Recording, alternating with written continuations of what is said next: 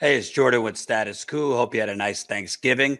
Obviously, the news is terrible all around the world, particularly in the Middle East. We will continue covering the slaughter, genocide that's going on in Gaza. But I also wanted to tell you some good news because I rarely get to. It's not being covered by the corporate media, but in the wake of the UAW strike, which won historic gains for the union, there is a massive domino effect happening. And I think it might be the precursor to what eventually could become, say it with me, the beginnings of a general strike. In the last few weeks after the UAW reached those historic deals with GM, Ford, Stellantis, you are having major increases at non-union auto companies. Hyundai, 25% raise for workers in the South, which are all non-union and obviously in many right-to-work states have not had pay increases in God knows how long. Volkswagen just announced 11% wage increase in its Tennessee assembly plant. Honda recently announced 11% wage increase. Nissan recently announced 10% wage increases and eliminating pay tiers. Toyota, 9% wage increase. Tesla, 4% wage increase. That's for Germany workers. And Subaru announced a pay increase, although it hasn't given the details yet. None of these companies would have given a nickel,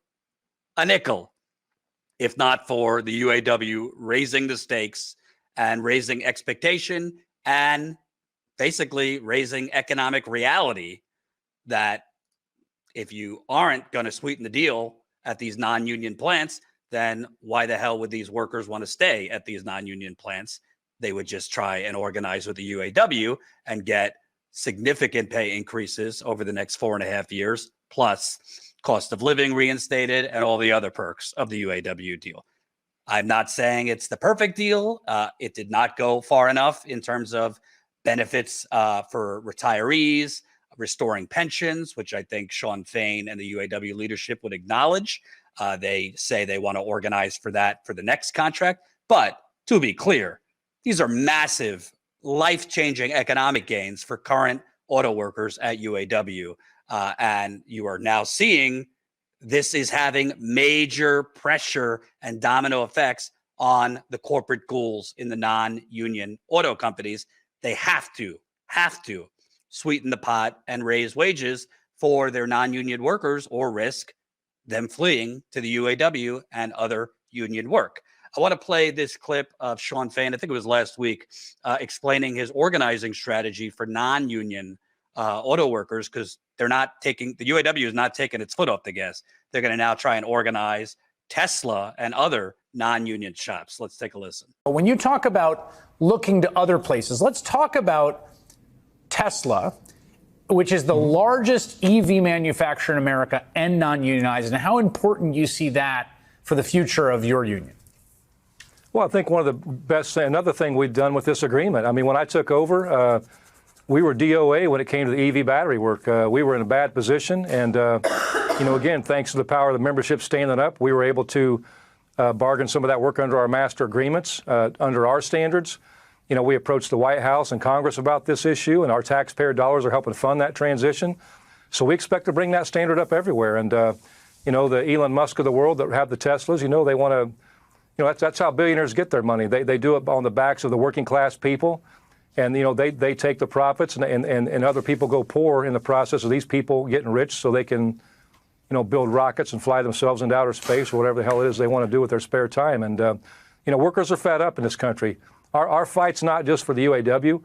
Our fight's for the entire working class. And I think that's why 75% of Americans supported us in this fight. He went on to say in that interview that the UAW now is going to be trying to organize Tesla and other non-union auto companies to try and make it a big four, big five, big six. Now, easier said than done. And Elon Musk and the corporate titans at these non-union shops are going to fight like hell to prevent that. And part of that fight, like I just showed you, is raising the wages. So I've been covering politics for years. I mean, almost a decade now.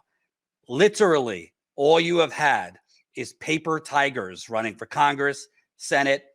I won't say the presidency because I think Bernie would have actually done a lot if he became president. But at the end of the day, look at the results. What has raised your wages? What has raised your benefits? What has given you an iota of retirement security? Is it these so-called progressive Congress people running as Justice Democrats or running to say they're going to fight like hell? They're going to bring a ruckus to the Democratic Party? No, it's been labor. It's been the resurgence of organized labor and unions. Again, this is not to tell you not to vote, but I'm trying to point out where the actual action is.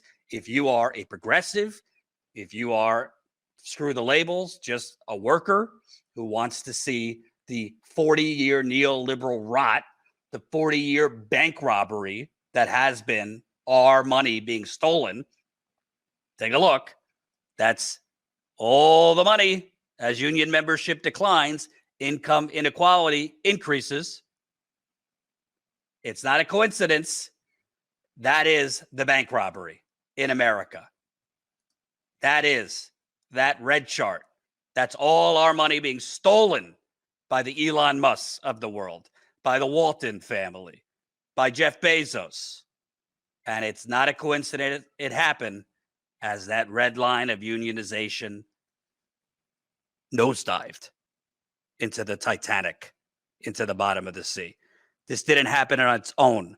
This was special interests. This was Reagan. This was the Democratic Party helping Reagan take a battering ram to unions.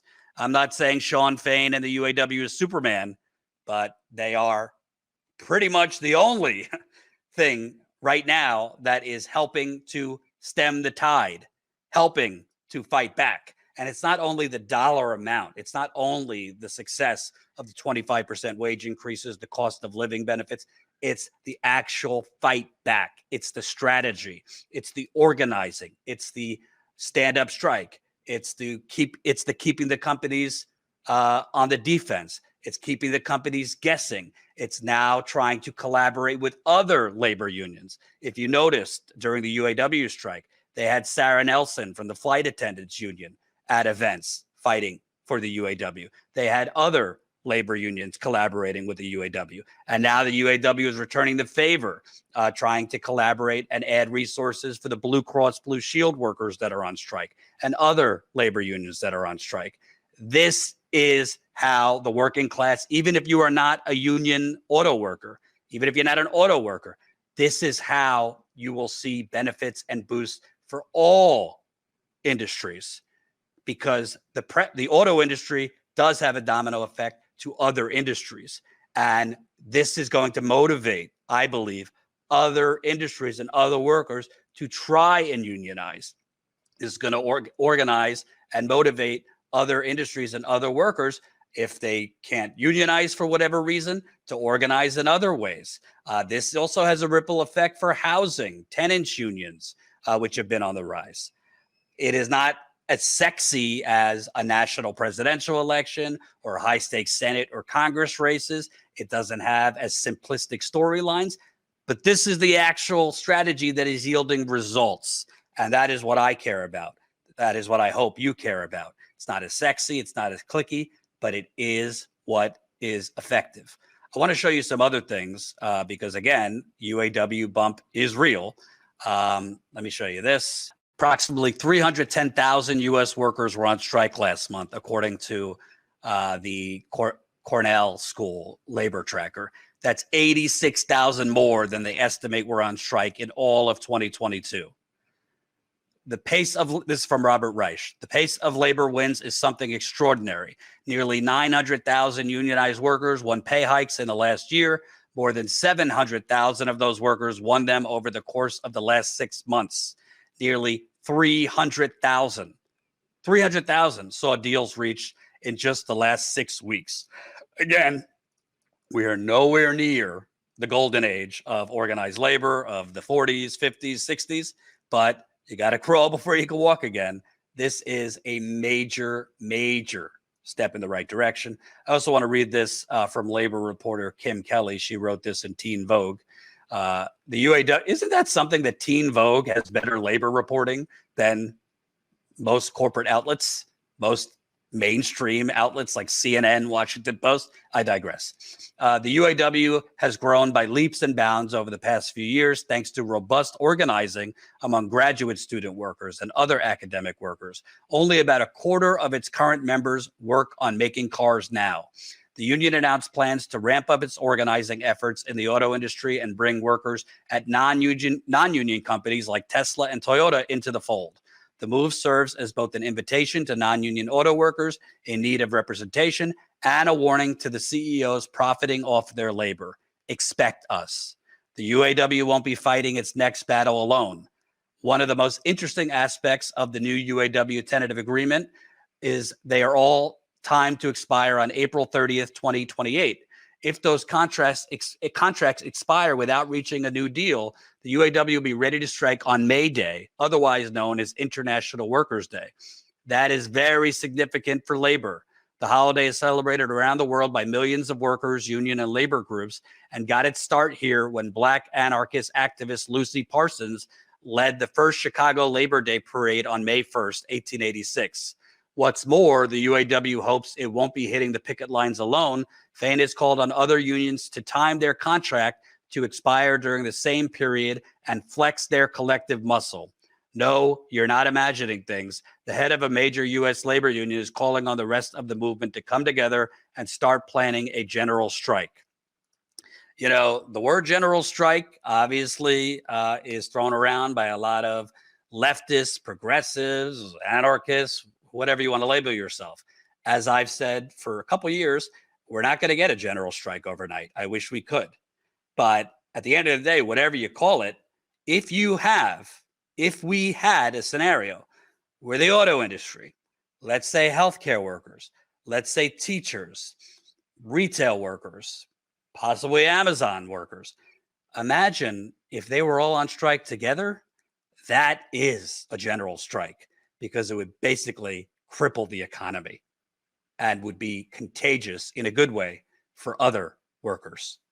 Sure, it would hurt the economy, but I would say if you want to actually change something about the economy, if you want to change this, you're going to have to hurt the economy.